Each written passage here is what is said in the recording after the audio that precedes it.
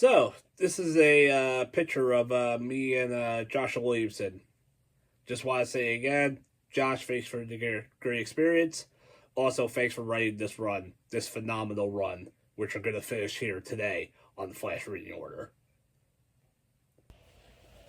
And welcome back to the Flash Reading Order, everyone. So we are now going to finish today Joshua Williamson. We're going to finish his run, but before we get into Joshua Williamson, we're just going to make a little bit of a detour to this book, Flash Forward. This shows the effects of what happened to Wally after that book. So, just to give a brief synopsis of it real quick, basically, Wally kind of goes on this self journey for a bit, where he gets recruited by Tempest Fugonaut, and he's got to go to these different parallel worlds, different parts of the multiverse, to get rid of all this dark energy that's being surrounded by it. So he goes to meet he goes to the planet where President Superman is. He also goes here.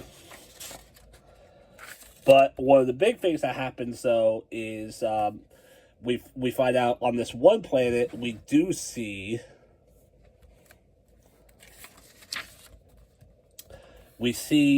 Jay and Irie. Jay and Irie are finally back, and Wally's going to be reunited with them. Also, you see here, Wally gets to go on this little vampire planet. You see Vampire Flash there, Vampire Barry.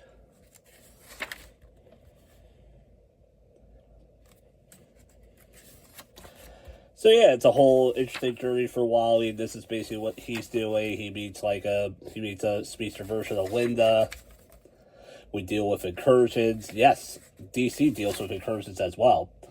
And then you do get to see he is reunited with the kids finally. And one of also the other big things to come out of this, I'm gonna skip to the end here, is Wally does become one with the Mobius chair. So, and he has to do that because events are going on in DC Death Metal, which we'll wrap around at the end. We'll talk about that because there is a tie-in by Williamson that kind of relates to this run near the end here. But for now, yeah. So, Wally gets attached to the Mobius chair, becomes a god for a bit, becomes the new Dr. Manhattan, basically.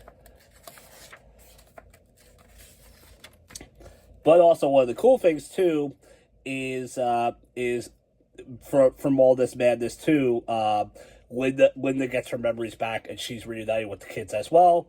So the family's almost all together. Now it's just a matter of getting Wally back. So this is where Wally's going to be for now. We'll check in on Wally again near the end of the episode. But yeah, that is Flash Forward, and that is written by Scott Lindell. Now we're gonna jump into Joshua Williamson. So now we continue with Joshua Williamson's run.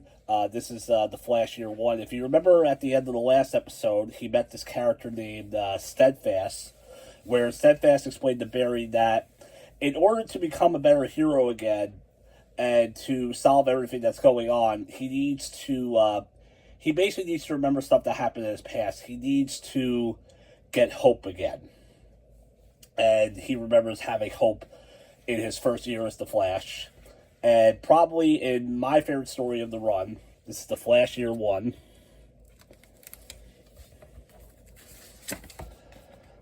See Barry as a child.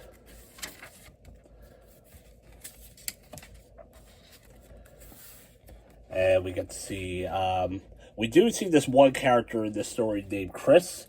He'll become a factor later on. But yeah, we get his introduction here. And also we get to see him teaming up working with August. So this is Williamson's version of Barry's origin. And this to me is the definitive Barry origin. And like I said, this is my favorite story in the run. And here we get the lightning bolt.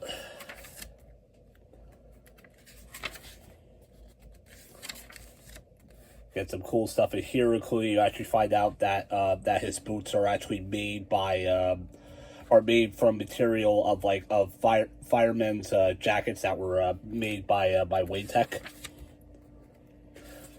But one of the things that does happen at one point is Barry, of course, as he's testing out his speed, goes a little too fast and ends up accidentally going to the future where he meets his older self.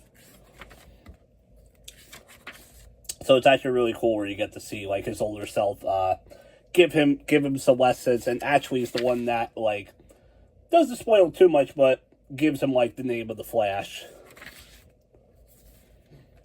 And also one thing we deal with here too is the Turtle, which excuse me.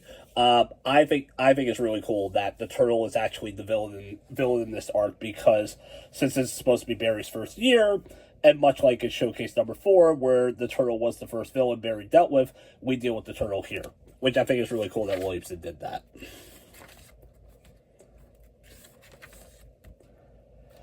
And one of the other things I love about this run, too, is I love that you get to see how his and Iris's relationship develops.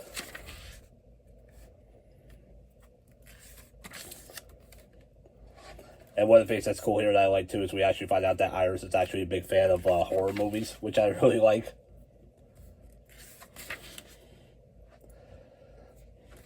But one of the things that's cool, too, it's a nice little love story, because Barry, in a way, basically gets kind of inspired by Iris to be more of an inspiration, be more of a hero, gives him his self-confidence, basically becomes his lightning rod.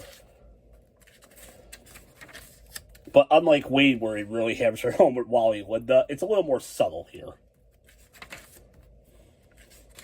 Like, it's in this story, but it's not, like, throughout, like, the rest of the world where we constantly keep reminding you of it.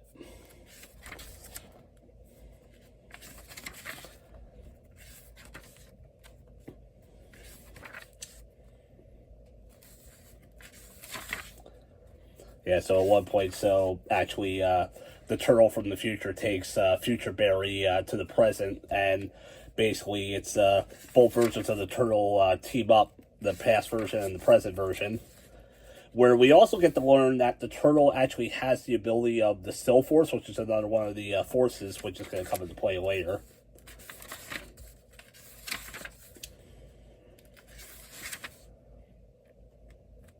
And we do get this awesome moment where Iris is kidnapped, and he remembers some words that, like, Iris gave him that future Barry tells him, and that inspires him even more. And we get this moment where he pops open the ring, and we get to see Barry in his original Silver Age costume, in probably the first time in, like, probably since the Carrie Bates run. Well, actually, no, I guess since Rebirth. Yeah, since Rebirth, yeah, because I was going to say, because for years it's always been the New 52 costume, like this kind of costume with the lines and the more metallic armor, which I like that costume too, don't get me wrong. Also, spoilers, this is actually going to be the cover for Joshua Williamson Omnibus Volume 3. So yeah, this is a really, really cool story, and highly recommend it. Recommend it for all Flash fans. And yeah, this is the moment here where Barry remembers about being a beacon of hope, Iris's words. And this is what gets him back to how it's going to connect in the back in the present.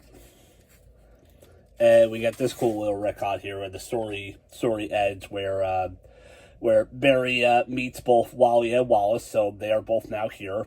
And the story does end where Barry gets to hang out with Wally, and it ends where we get to see a lightning bolt hit the window as the two of them are in the lab together, aka Wally's origin.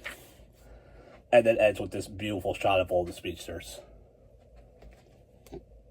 which I consider to be the Flash Rebirth splash page 3.0, which is really, really cool. And that's Flash Year 1. And now we're going to move back into the present. So this is the Flash, the Death, and the Speed Force. So this is now Volume 12. Technically, Year 1 is Volume 12, but for some reason they wanted to be Year 1. The way they released Year 1, they kind of released it as, like, its own trade. Like, specifically, I have it as a hardcover. They kind of released it as its own thing, and one of the things that they did, which was a little odd is that there is like a bookend in the actual original issue. At the last issue of year one, there is like a bookend where it does go back into the present, but for some reason it skips that in the year one trade. They didn't collect that. Hopefully it'll be in the Omni, but for some reason in the trade they skipped that, and it's not collected here. I mean, it's not like really, really necessary, but basically you do find out, you get to see Barry's reaction to the experience of reliving his past. So now this is more the aftermath of it, and now he's back with Wallace and Avery, along with Commander Cold, and they developed this new speed lamp, which is kind of cool because I think it's a nice homage to like the show.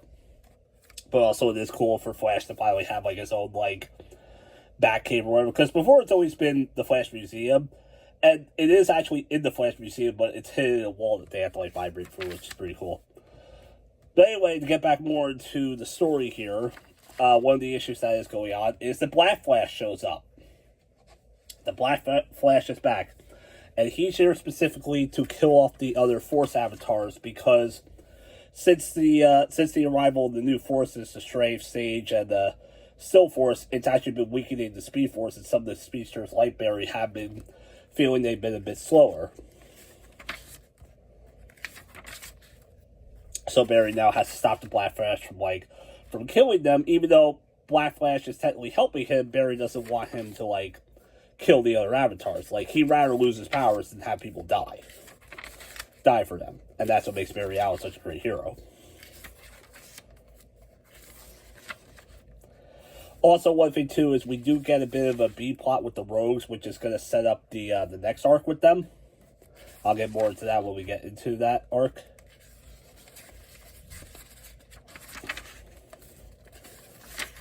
However, another important thing that does happen in this run, or in this story, is Iris does come back after her and Barry break up after the events of Heroes in Crisis. So yeah, there's Iris showing up there. They kind of get reunited.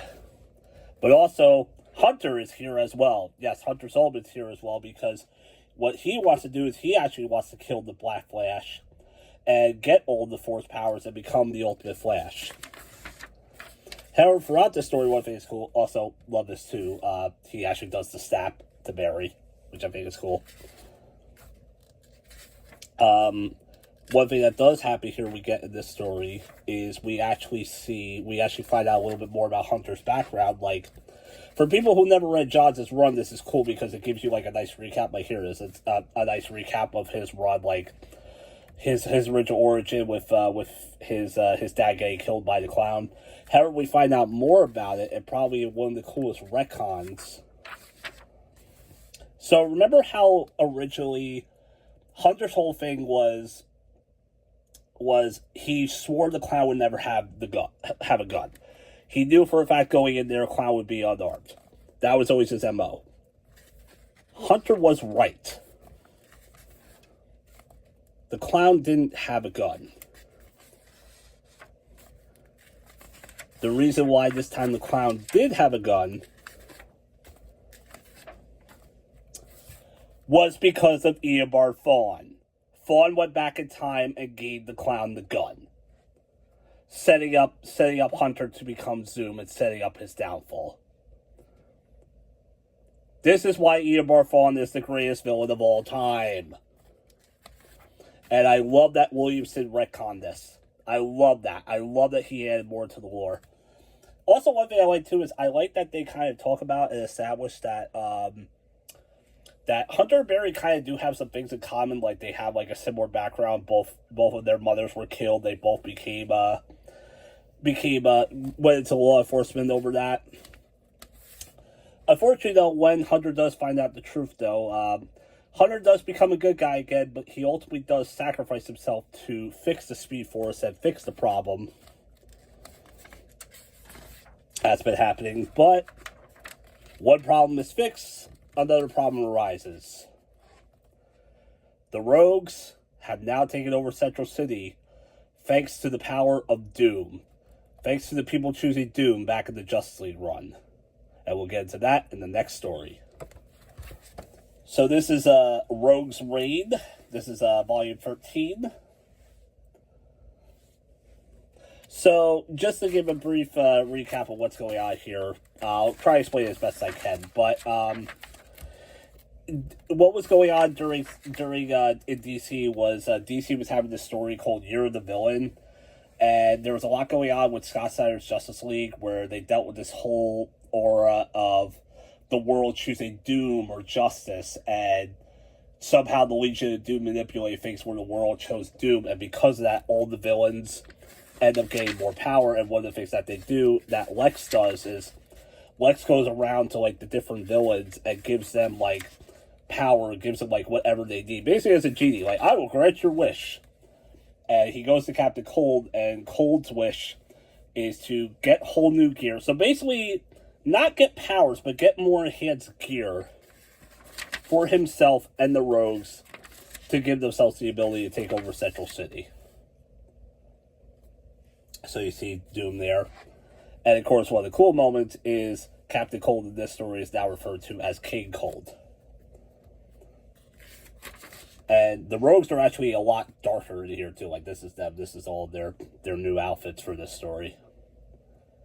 I like it. Specifically, I like Cold. Like, I like it with the beard and, like, the darker jacket. Like, I would say right now, this is probably the story where the Rogues are, like, the most villainous. Like, this is their darkest story.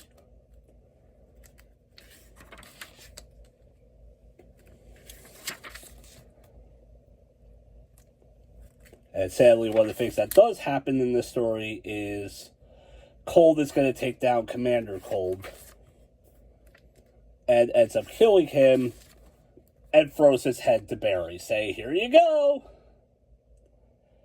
Yeah, like I said, this story gets dark. But one of the lights in the tunnel here is that Glider's not fully on board with this plan, which is ironic because you find out in the last volume she's actually the one that came up with this whole plan. But she thinks, like, Leonard's gone too far. He's gone too beyond the deep end. So she's now going to side with Flash and the other speedsters, Avery and Wallace, to help out. And one of the things that's going on is that even though Hunter was able to fix the Speed Force, he did kind of still screw it up. So Barry's powers are kind of like spazzing out right now. And Glider uses her wraps, her wraps to be able to contain them. There's Weather Wizard, that's his look.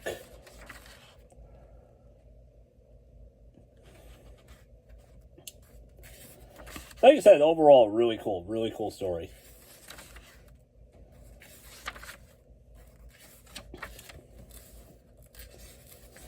And we get to near the end, where we get this big fight with Cold and Flash.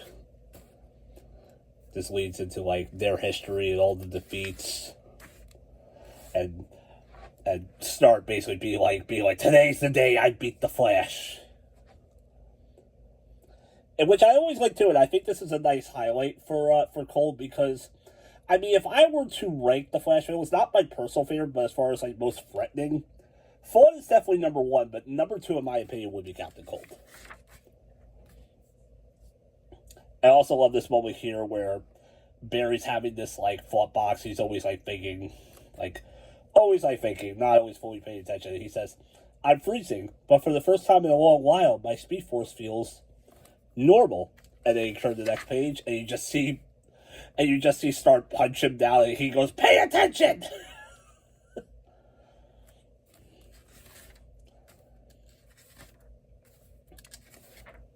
So this is a really good Rogue story. Like I said, Williamson did so much for all these characters. This is why I love this run as much as I do. And we get this cool moment here where they're both being escorted into a truck. They're both going to Arkham. Basically, just to give a quick summary, Barry almost beats down Stark to the point where he almost kills him, and because of that, he decides that, like, he feels like he's out of control of his powers, so, like, he turns himself in. But, yeah, we get this moment where Barry goes, beer looks good. And Stark goes, go fuck yourself. I mean, obviously it's centered, but clearly you can tell what he's saying.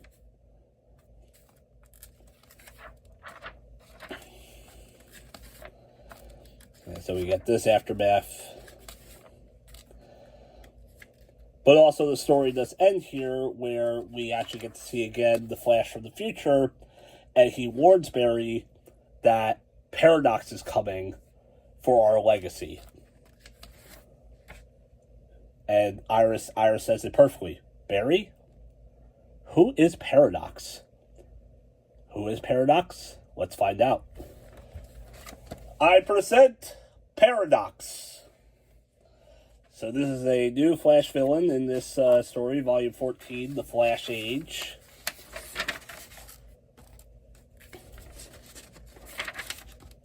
I'm just going to skip over this real quick. This is annual with the Flash and the Suicide Squad. It's more of a story about Boomerang, but it is also written by Williamson. I mean, I say check it out, but there's not really much to talk about it. It doesn't really have to do with our main story.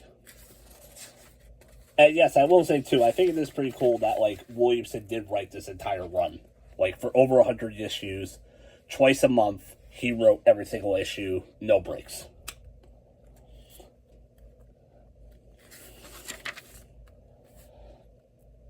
So we get to this new story, the Flash Age story,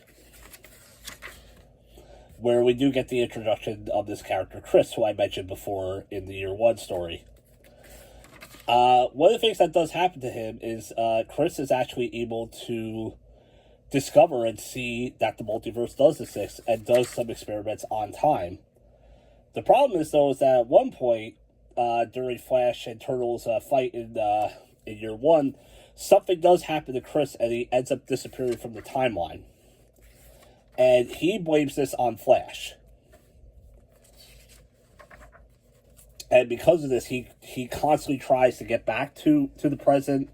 He does get back to the present, but his family rejects him because he uses so much power and goes through so much time that he becomes this, like, monster. And then he eventually ends up in the 25th century where he's actually taken down by Reverse Flash.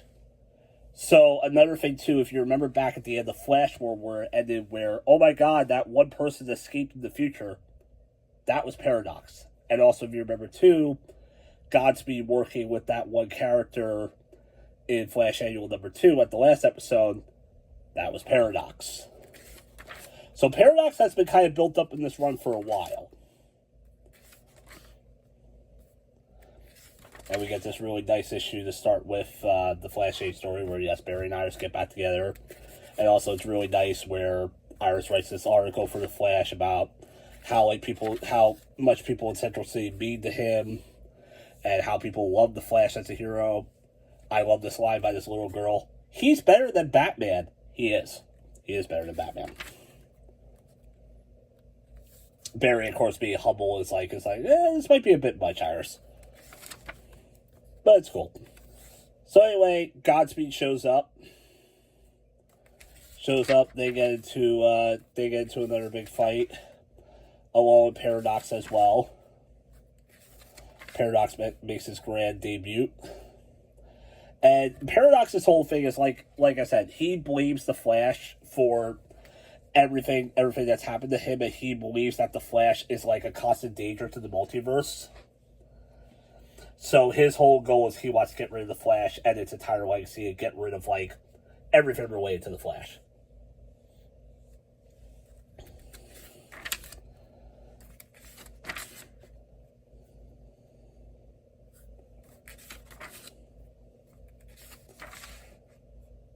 But we do get this moment here where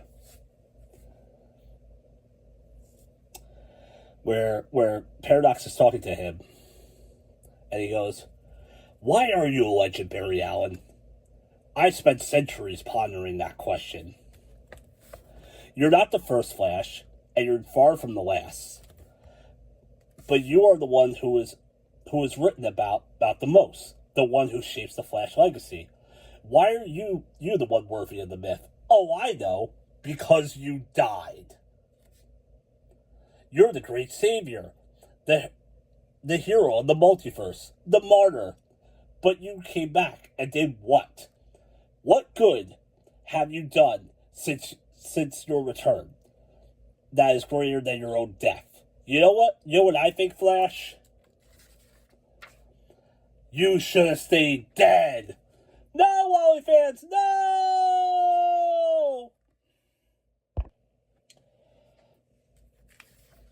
So, Barry's taken to this other place. He believes he's dead. We think he's dead, especially when he gets to see his mother.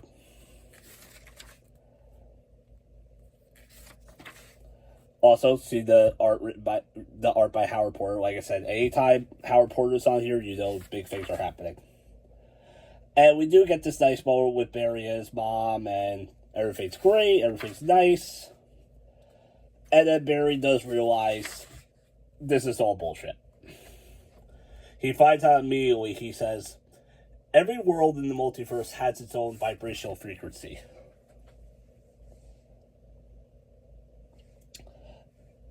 Except this one, it has none.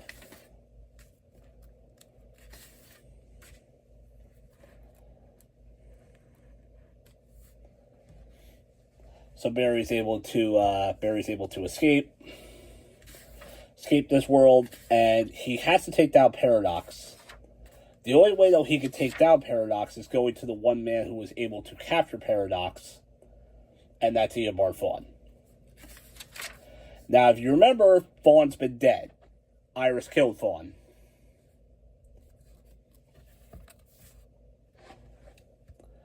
So how would Barry be able to get Thawne? Well, he has to go back in time, and he has to go to the one moment where he knows Thawne will be. First off, I like this too, is you get to see his many deaths throughout his history, and him becoming a living paradox.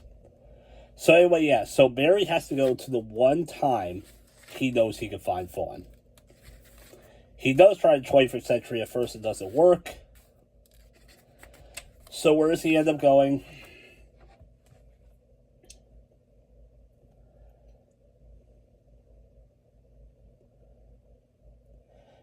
Barry sighs as he arrives at a place.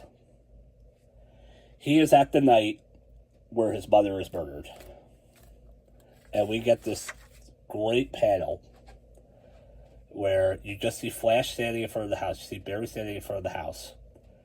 And it's literally just him having to listen to his mother die and wait Thawne out.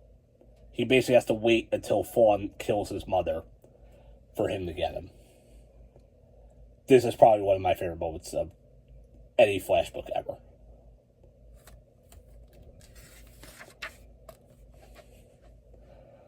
So yeah, so Thawne does what he does.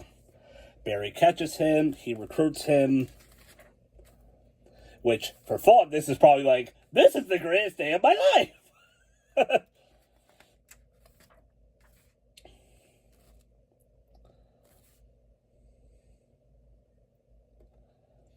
We team up, side by side, to save the multiverse, as it always should have been.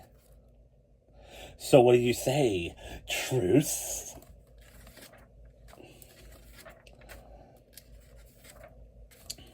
So, Thawne and Barry do team up, and of course the thing is that what Thawne wants to do is, Thawne believes what they should do is go back to the time where, before Chris got taken out of the timeline back in Flash Year 1, and just flat out kill Chris. Which Barry's like, no, we're not doing that. Also, one of the things that's cool is what Thawne wants to kill with is Thawne wants to kill with the with his lightning rod stick that he had in Flash Rebirth, which I think is a cool callback. Again, this run has so many callbacks. I love it so much.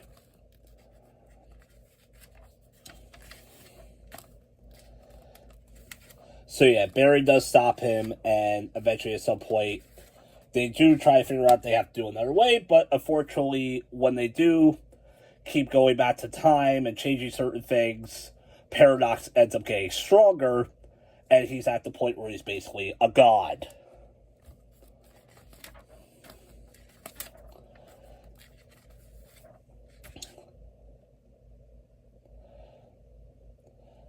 But also, one of the things is Godspeed ends up working with them now because Paradox does turn on him. And also, August is again doing his whole double agent thing. Which again, even Barry's like, God, can you like stop that, please?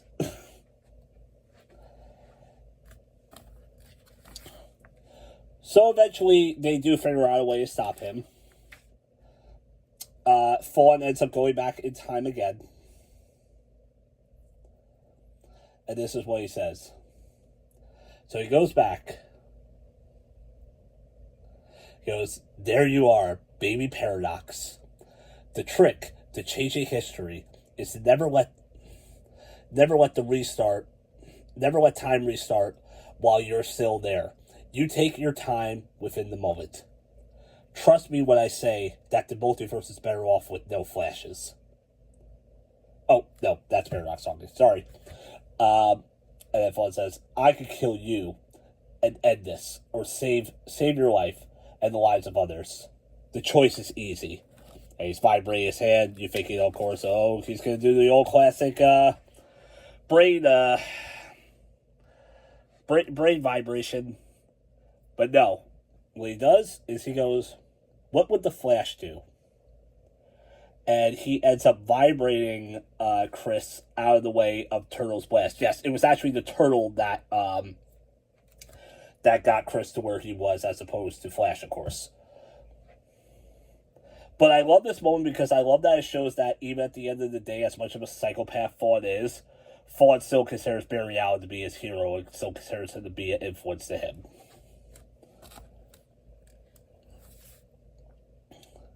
You're welcome, Paradox. I give you the gift of life with your family. Use it well.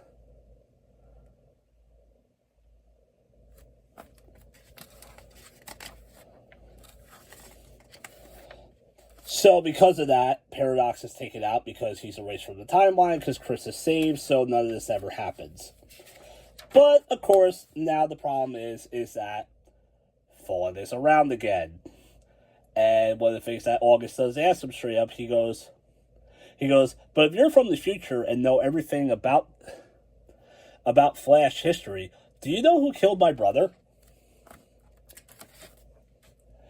Oh, that was me! I did it! And snaps August's neck. So yes, Fawn is responsible for everything. And the story does end here, where Fawn runs off. He is free. He goes, but I'm way ahead of you. This has been the worst for a long time. I'm going to get my own family. A reverse Flash family. Yes, Fawn decides that the problem has always been when it comes to never being able to defeat the Flash is that he's always been handicapped where it's him versus the whole family. So now Fawn decides, I'm going to get my own family. Which leads us into Finish Line. The grand finale of Joshua Williamson's epic run. And this is an epic way for it to go out. So one of the things that Fawn does do is Fawn goes around different time periods and recruits different Flash rogues. Like Cold and Glider, like going to like different times of like different parts of history to get them. He even gets Grodd at one point. And then this is the big moment too, where Barry does finally accept the help of like Iris and Wallace and Avery. This has been the whole build-up of this entire run. Barry finally fully accepting the family.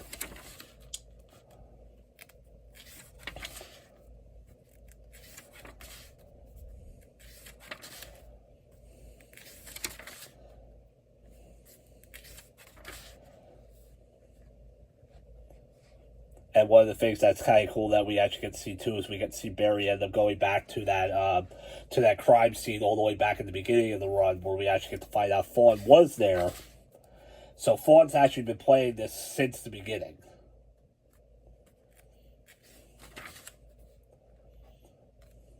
And the Turtle shows up as well.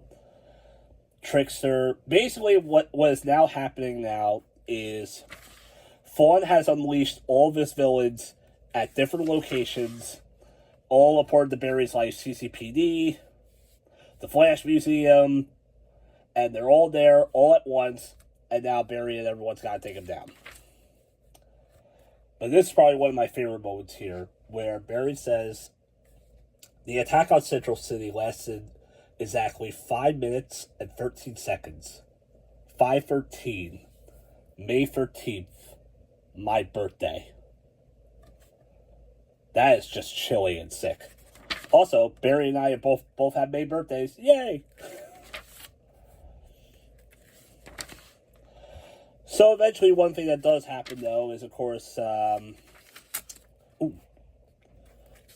we're getting the obby, so don't worry. We'll be fine.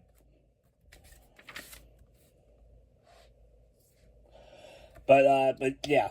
One moment that does happen here is Fawn does finally get to live out his dream in this run. He gets to live out his dream of finally becoming Barry Allen, as he uses his powers to possess Barry and take over Barry's body. And while that is all going on, Barry is now stuck in this random part of the Speed Force where he gets to meet Max Mercury and Jesse Quick. Which, of course, he doesn't know who they are at this time. But while that's all going on, while we get possessed Barry, or Fawn possessing Barry, he ends up running into Bart. So they get reunited for a bit. Meanwhile, Barry's being reunited with Max Mercury and Jesse. He gets to see them not as monsters, but recognizes them as their friends.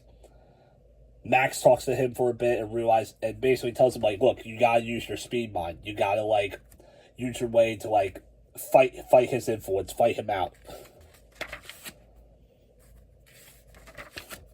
However, we also do get this really awesome moment where Fawn gives Bart some crap, and I love this moment here where he goes, heaven forbid you became the Flash again, right? We both know what happened the last time. We don't want a repeat of that, do we? I love the fact that they not only reference Fastest Man Alive, but you actually have the cover of the final issue, that image of the ghost running, like, right behind them, which I think is awesome.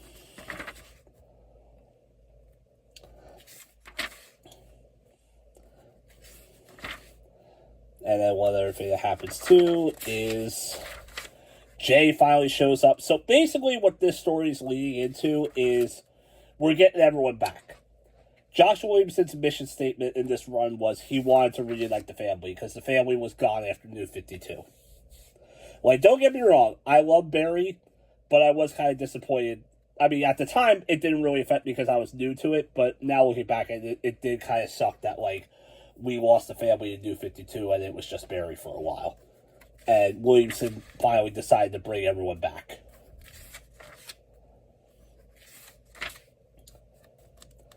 And we get everyone in this final arc. Yeah, even Thaddeus Vaughn shows up.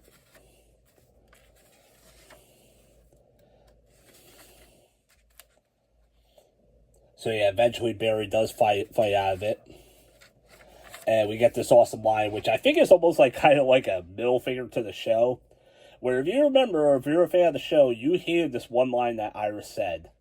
Well, in the comic, Barry says it, and says it better and in better context, where he says, that's what you never understood, Fawn. I'm not the Flash alone. We're the Flash. Yes, all the speedsters are the Flash. That makes more sense. But of course, with more speedsters, we also have more villains. So, this arc, I think the best way I can sum it up is that if you've seen that meme with Gary Oldman, I don't remember what movie it is. I'm not sure what movie it's from, but that meme where they say send in everyone, and he just goes, send in everyone! That's basically this book. Basically, every Flash character you can think of is in this final arc, and it is so awesome. You get this big brawl with everyone. Everyone gets reunited. Max and Bart get reunited. Jay and Iris show up. XS shows up, steadfast. Even what's his name? I can't think of his name. Why do I always forget his name? From the human race. Grigor or something like that. Can't remember his name right now. But yeah, the Sonic the Hedgehog avatar, basically. Okay. But this is probably the most important part that happens here. So, Fawn starts to explain this one new ability that he has. He basically says the negative Speed Force, it has so many gifts.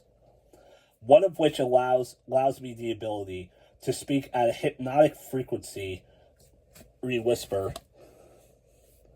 To speak at a hypnotic frequency, a whisper at a certain speed can push and pull people to do things they never do, create doubt in their minds, make you repeat your mistakes, just like I repeated my deaths over and over again. So what we find out is that throughout this run, Fawn's been using this ability to influence things going on. So you see he goes to Jay Garrick, they'll forget you. Barry and Batman, don't tell anyone about your investigation. Run away from your family and find your friends. That's the Bart. You are destined to run alone forever. Yeah, this is the moment where Barry has that freak out back in the beginning of the run.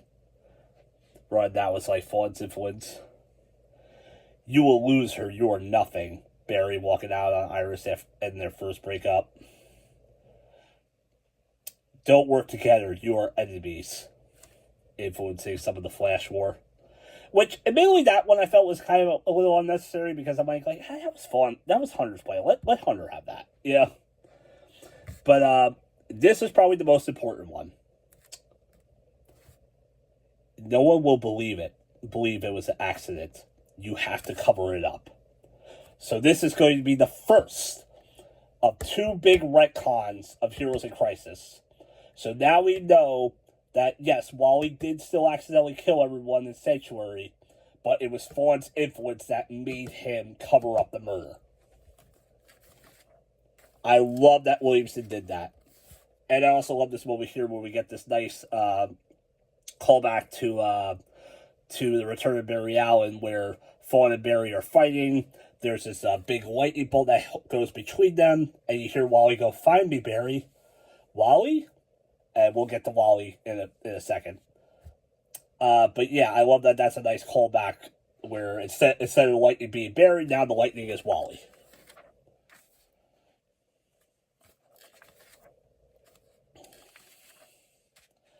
But things do end where we go into the last issue here, the final issue of this run. Well, second to final issue. We have one more epilogue to talk about. But before we get to that, this is the actual final issue. So Barry and Fawn are of course running into the Speed Force again, as they always do. And you think there's going to be this big fight.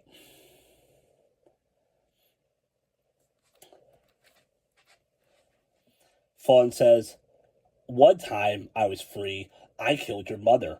Who knows what I'll come up with this time? Come on, Barry. Let your hate for me guide you. It's time for me to do something different. Something new, Eobard. I forgive you." You what? You're right. You're right, Eobard. You and I are trapped in a loop. I've tried to move forward so many times. I've forgiven myself for my own actions. Tried to live my life in a way so that I can help others. But maybe I'm stuck in this cycle.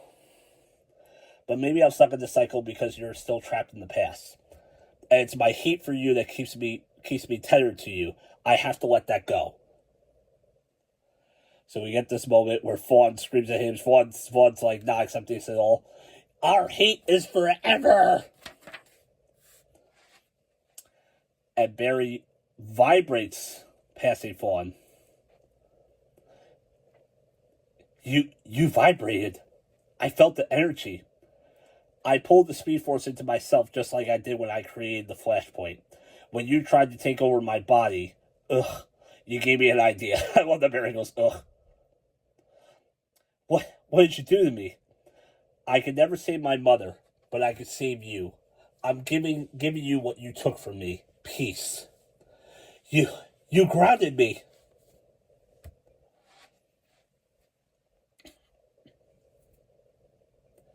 So basically what Barry says is Barry goes, it's just a power fawn. It was worth the risk.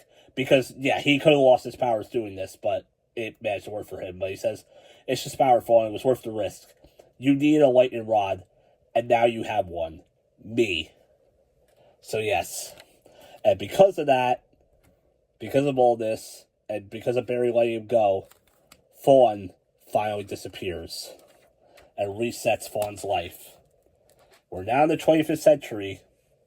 Eobard is the curator of the legendary Flash Museum. And I love this moment here where he goes, where he's talking about, which I think is a great line for all Flash fans and all things that we have to remember in this fandom, which is the Flash was a 20th century hero named Jay Garrick, who started the legacy and was the inspiration for numerous Flashes. My personal favorite is Barry Allen, but I understand you have your own favorites, and I promise we'll visit all of them today. Great line. So what basically happens is Fawn gets to live out his own life.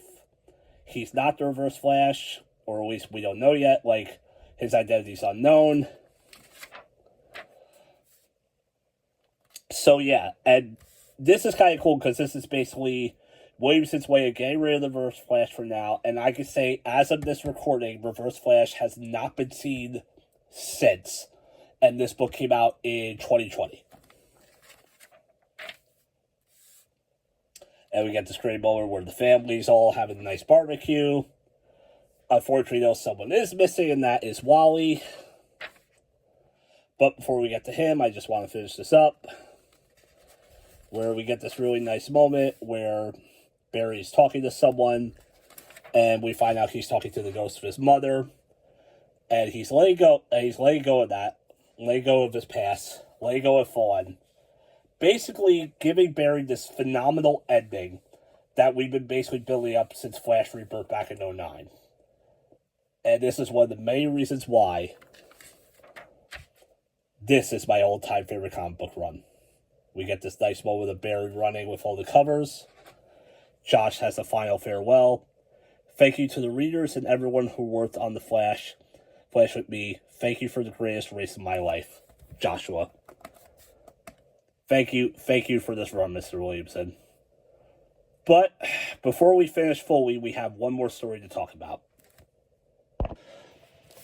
So this is a tie-in to the DC event Death Metal.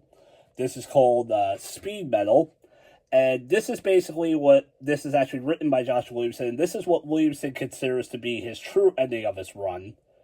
Kind of like an epilogue. And yes, this will be collected in the Third Omni. So we wrapped up Barry's story. Now it's time to wrap up Wally's. We get a recap of what's been happening to Wally since Rebirth. He's been through a lot, man. He's been through a lot. So anyway, one of the things that is going on in this story is the Flashes are trying to run away from the Batman Who Laughs, who is basically now this, like, ultimate god, the Darkest Knight or whatever. I love Death Metal. But one of the things they are doing is they're trying to get the Mobius chair away from him. So their plan is to throw the Mobius chair into the Speed Force. But of course, they are slowly running out of Speed Force because Batman Laughs has taken over basically the whole multiverse. And yeah, you know how that goes. However, I do love this great moment where Barry and Wally are kind of like arguing about what to do. Like they still kind of have a little bit of tension with each other. Flash more than fully end yet. And Wallace is like, oh boy, here they go again. And Jay's like, what are you talking about? And then Wallace explains what happens in Flash War. And this is probably one of my favorite moments. Jay goes up to them and super speeds each of them, smacks each of them in the head at super speed. Flashes don't fight, you numbskulls.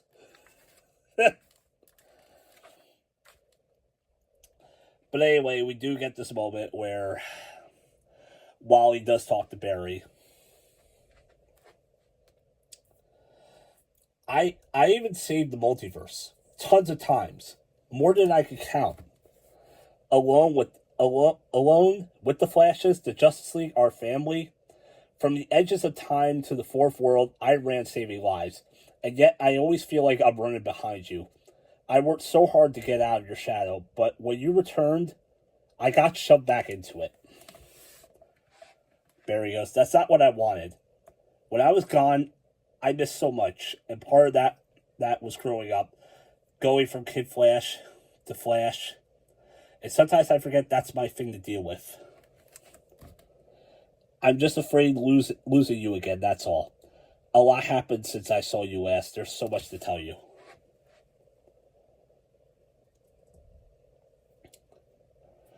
And then we get this moment where they do make up. And Barry says, whatever we do it together. So I like that Wally's dialogue here because that is kind of true, and that's really how a lot of fans did feel when Barry first came back.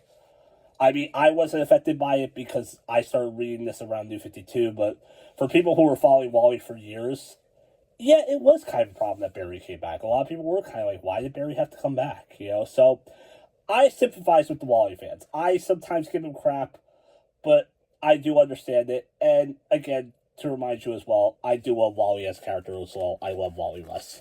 So I do get that, yeah, this did screw him up for a bit. But things will be fixed. Wally uses his Speed Force ability to give them new costumes. They're cool metal costumes. Fucking metal! By the way, highly recommend Death Metal. Check it out. I know some people don't like it. I love it. It is insane. It's so good. But anyway, we do get this cool moment where Wally's losing his confidence a bit. Barry tells him, just listen, okay? You always said I inspired you. Well, today you inspired me. Don't use that power, Wally. Use mine. And Barry gives Wally the last of his speed power for now. Or what he has. Our Speed Force. And Wally gets that extra boost. He's able to outrun the Batman Who Laughs. And we get this awesome moment where you see Wally's in this weird Dr. Manhattan costume. But we do get this brief moment where Wally changes back to his 90s costume. Complete with the white eyes. This is such a cool moment. This is a great moment for Wally West. And probably one of the best moments ever. Where he goes, hey, Batman who tries too hard.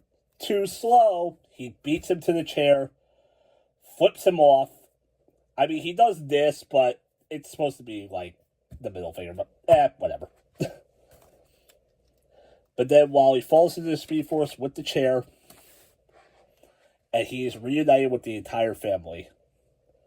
So, if you look at this page right here, this is basically Joshua Williamson saying, my mission is complete. I am done. Everyone is back. The family is back. Wally's reunited with his kids and Linda.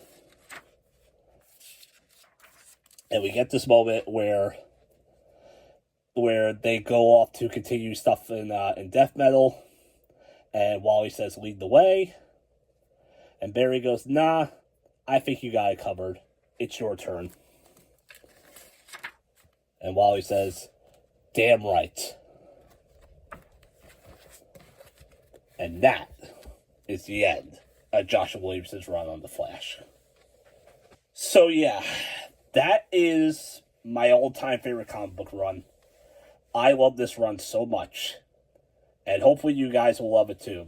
Don't have to be your favorite. I know everyone loves Wayne and John's. Everyone's got their favorites. But this one's my personal favorite. And I'm really glad to talk about it here. And I'm glad we're done with it. We got 2 more runs left. Well, technically, two in the arc. We got two episodes left. 2 episodes left in this journey. And really glad you guys have been following me with it. Special shout out to Kevin for doing all the editing. But yeah, like and subscribe, guys. Like and subscribe to the Omnibus Cafe. And I will see you guys for episode 15, where we will talk about the run of Jeremy Adams. And, more specifically, the return of Wally West as the lead Flash. If you're looking for great deals on collected edition comics or manga, we recommend shopping at panelboundcomics.com. They offer free shipping on orders over $30, plus bundled discounts to help you save even more. And if you're shopping from Europe or the UK, comicsbugle.com offers free EU shipping and a rewards program for regular buyers. Don't forget to use our discount codes at checkout.